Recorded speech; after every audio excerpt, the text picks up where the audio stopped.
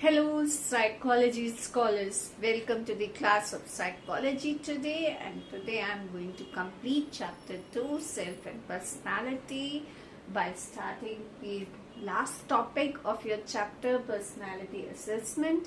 And before I start, let me tell you that I had created a playlist of this chapter on my channel, so you can refer from the very first topic to the last topic if you require. Okay, so now without wasting time, let us start the last topic, that is personality assessment. Personality assessment, it is the formal attempt to understand and describe personality. Now you would say that all of us can very well predict and tell so many things about the person's personality as an ordinary person also, but then that lacks accuracy. It is susceptible to various errors, but when I talk about the formal assessment, they predict the behavior with more accuracy than the common person and with minimal error. Then these assessments can guide the person in selecting their vocation, in getting training, or during the counseling sessions in a more organized manner. Now let me talk about various methods through which you can assess someone's personality. The first method, psychometric methods, which we have talked a little bit in the intelligence chapter. Actually, psychometric tests are standardized tests to measure various behavioral characteristics which include intelligence, aptitude, personality also, which are not to be discussed in detail in this chapter. The first test that is to be discussed in detail to measure personality according to your NCERT is self-report measure. So I start straight away from this. Now if you want to know which psychologist, because it is asked in your papers several times, which psychologist is associated with what the content is being taught to you. So if I talk about self-report, then Allport has done a great work on self-report inventories or self-report test. And you must be remembering, I had already taught you the Allport's trait theory, which is talking about central trait, cardinal traits and secondary trait. Or if you haven't seen that video, you can please go and see that video also if you want. Now, what do we do in self-report inventories? We ask the person to give the information about themselves. There are some statements and the individual have to answer according to those statements. His personal answer he has to give. So it requires people to respond in a structured items on the rating scales, that is, it could be a 5-point scale or it could be a 3-point scale. For example, one statement is there and you are asked whether you always follow it or you do not always follow, never, often. These type of rating scales are there. If you want to add to your knowledge, otherwise it is not mentioned in your NCERT, that the psychologist who had worked on rating scales, Likert and Thurston, has developed various rating scales which are used in this self-report inventories. Now, responses, whatever the subject is giving, that is accepted as they are. We are not manipulating it. That is what it is what is meant by face values. Okay, responses are accepted as the face value, means as you give the responses it is accepted. You are not questioned more on it. You just have to take the option which suits you. Next is scored. It can be scored. It is easy to score and it can be scored quantitatively, and you can compare the result with the norms available. You would be doing, as a part of your practical syllabus, you have various self-report inventories which you will be doing, different in different schools, whichever is available. For example, in my school last year I did Ising personality questionnaire, which is also I will be talking about just now. Now, The first report inventory which is in your syllabus is MMPI. Now here you just have to remember the details as per your NCERT, because otherwise these tests you cannot have a practical experience of conducting these tests, because they are not available in every school. So in your examination, from the examination point of view, in your NCERT, you have this MMPI. You just have to learn who developed it. That is Hathaway and McLennan. They developed this test, and there are 567 statements which are to be answered as true or false. There are 10 subscales.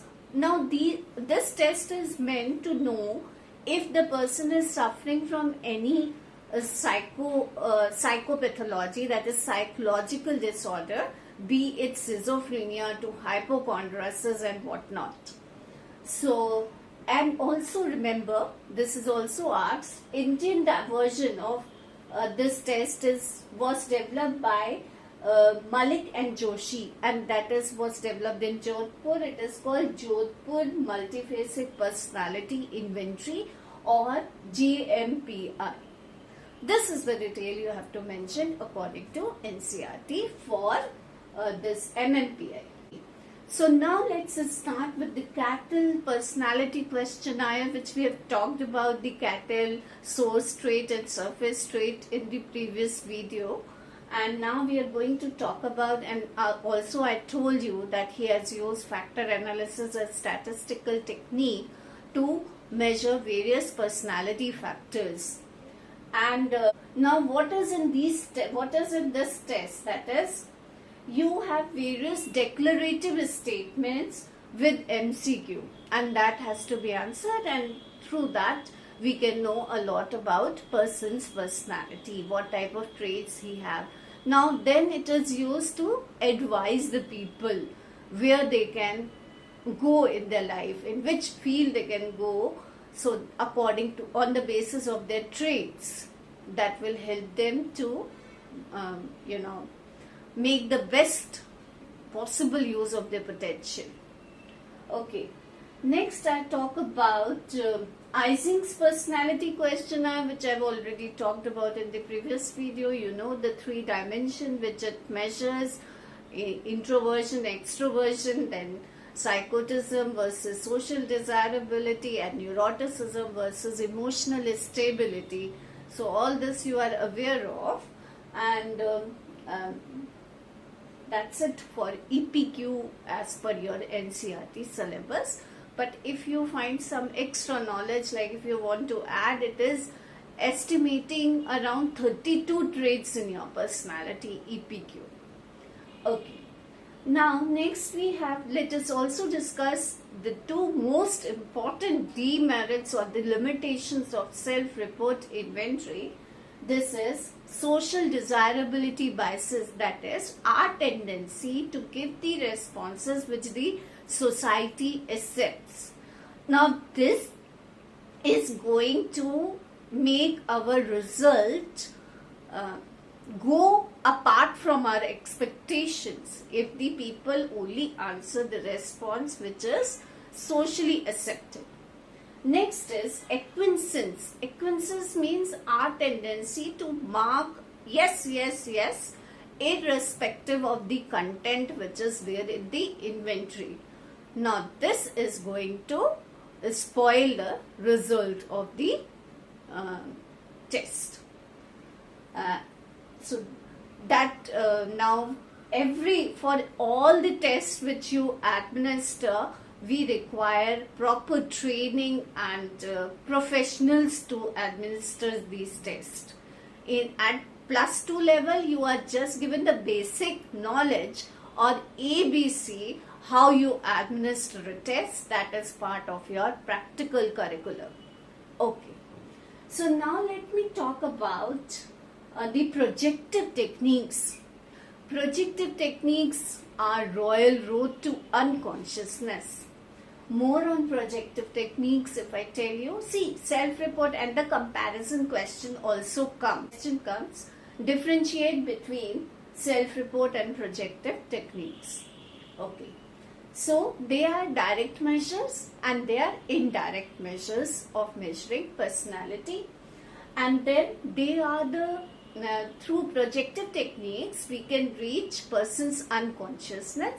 Through self-report inventories we cannot reach person's unconsciousness. Anyhow, while listening to the description of projective techniques, you will be able to get what could be the other differences between self-report and projective techniques.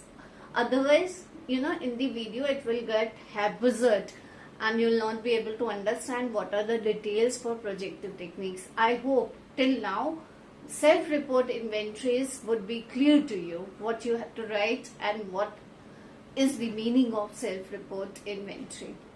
Okay, otherwise please do share in the comment section whatever you haven't understood. I will surely provide you with the answer. And children, till now if you haven't subscribed my channel, I think I deserve the subscription now. Okay, and these boards you can use as your notes. No one will be able to cut marks if you write this much. Okay, more on it. If you want to connect with me personally also, most welcome. Okay, now you have this projective techniques. Let's do the points which I was speaking. I'll speak a little again for you, that they are indirect methods, then they are designed to reach your unconsciousness, and they are based on psychoanalytic theory of personality, because that theory only talks about reaching the person's unconsciousness. That theory in detail is available on my channel. You can go and watch it. Now, what are the features of projective techniques? The next topic in your syllabus. They are unstructured stimuli. The stimulus which we are using in these techniques are like ink blots. They are not structured. Anything, you used to use these ink blots, ink pens in, previously. When we used to study, we were not allowed to use the ball pen, and we used to use that ink pen and the blotting paper we used to use. So when we spill the ink, some image on that blotting paper occurs. So now this is not the structured image. So the stimulus which we are using in the projective technique is unstructured. Now the purpose is not disclosed in the I restrict myself. Let me only discuss projective technique so that it is clear to you, the description is. Now the purpose is not to be disclosed to the subject that I am going to study about the personality and so and so. You do not need to disclose this. Next is, your interpretation is very subjective and very lengthy, and also every response which the subject gives tells something or the other about his personality. Okay, it is all accepted. There is no right and wrong answer to any card or any stimulus which you show. Next, now we are going to discuss few main projective techniques here in this video. First is TAT, Thematic Apperception Test. This was developed by Morgan and Murray. Again, you just have to understand what is the material that is being used in this test, how you conduct this test, and what are the possibilities of interpretation, and how the results are obtained using this test. You do not have to administer it in real. Okay. So now TAT, Morgan and King, there are 30 black and white picture cards, and one is the blank card which is given, in which we expect that the individual is going to pour his heart out and will make a story which would be his personal story. And Cards are selected based on the subject's age and gender. Administration, how do you do it? That is, you will be showing one card at a time to the subject, and the subject will answer that what is happening in that picture. I will, fit in the video that picture. I'll show you the picture story card which is there in your NCERT also. What is happening, what led to that picture, and what are the characters thinking or feeling, and what will happen next, what is going to happen next. In all this, it is expected that we'll not be able to hide our feelings, and whatever we feel that the other character will be doing is exactly the one which we will be doing in this situation. Next, purpose is to reveal your dominant emotions or conflicts which you are facing, and commonly it is used in clinical settings, okay, so that we can help the person who is suffering from any problem. Next is your Rorschach Inkblot Test.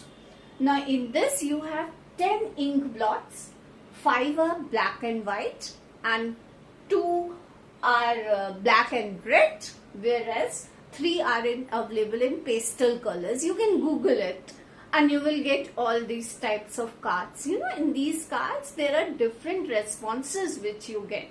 For example, the one which is shown in your NCERT, some children they take it as a bat, and some children they take it as a butterfly, some children take it as a dragon. Okay, anyhow, we have to use it. Basically these tests are used in clinical settings. Now, how do you administer this? This is performance proper. There are 2 steps to administer this. One is performance proper, in which you will be asking the subject, what do you see in this picture? And inquiry, where and why did you see that? For example, if he says butterfly, so why is he saying butterfly? Where did he see? Did he see in his dreams, or did he, what you have to you get from your subject, so that it will help you in interpreting it. Next is your responses. These are interpreted on the different criteria like content, location, color, originality. The psychologists who are trained in it are required to conduct Rorschach and Inkblot Test as well as TAT. We and you, means I and you, cannot do so. We can learn the administration, but later on we have to take the training in it before we start administering on the others. Okay. Then main purpose is to reach the person's unconsciousness and find out what are the problems in his personality.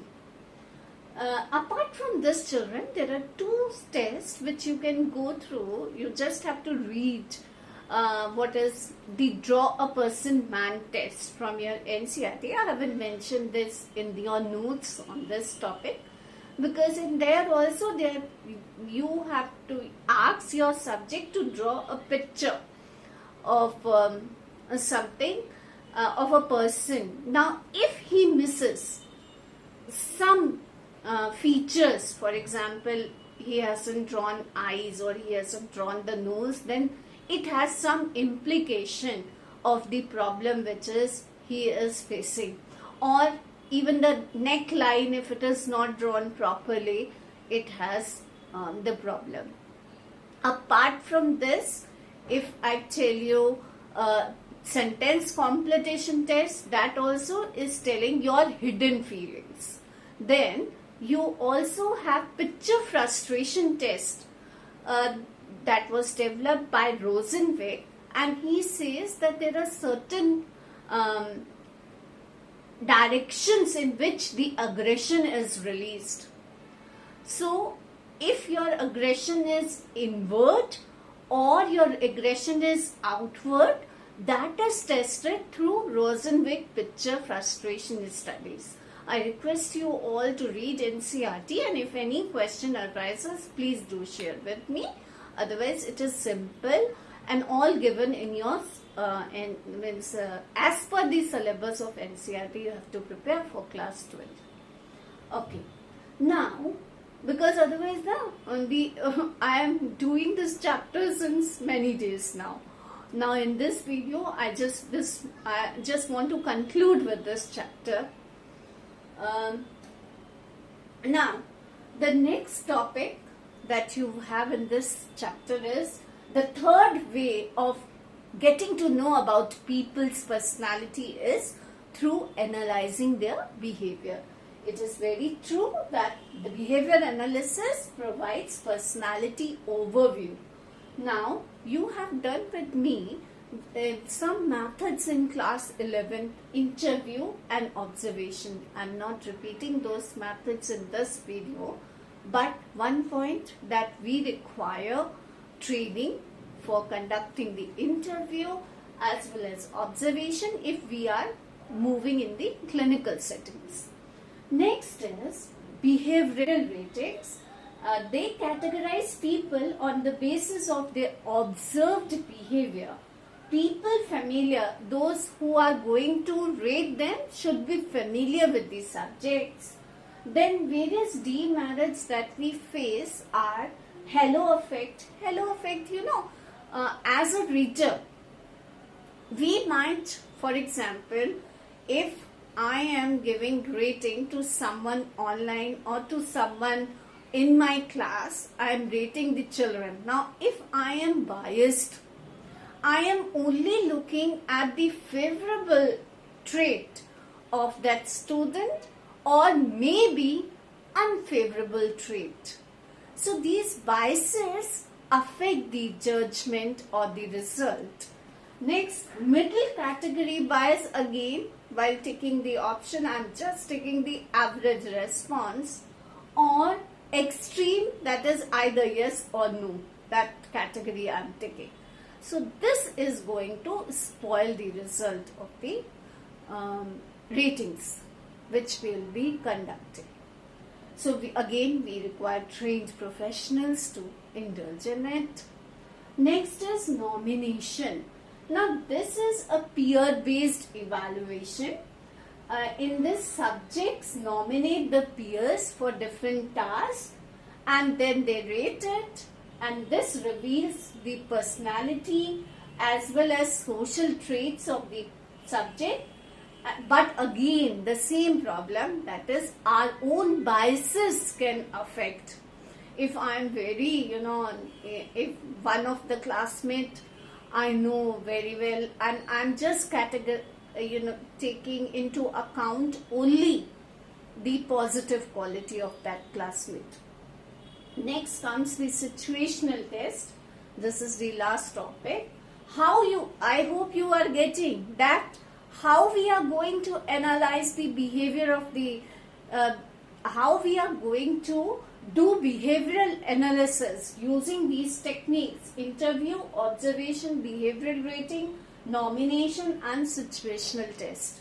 Now situational test to evaluate behavior in stressful or role-playing situations. That's it for today and this chapter. Be put to the playlist for the complete chapter. You will be able to understand properly. Do write in your comments, and I'm really grateful to all my subscribers and those people who are watching my videos and also writing comments. That gives me an input and motivation. You, all those who are psychology people, understand this. Even I need it. Okay. Thank you for watching. Bye till we meet next. Happy learning. Like, share and subscribe my channel.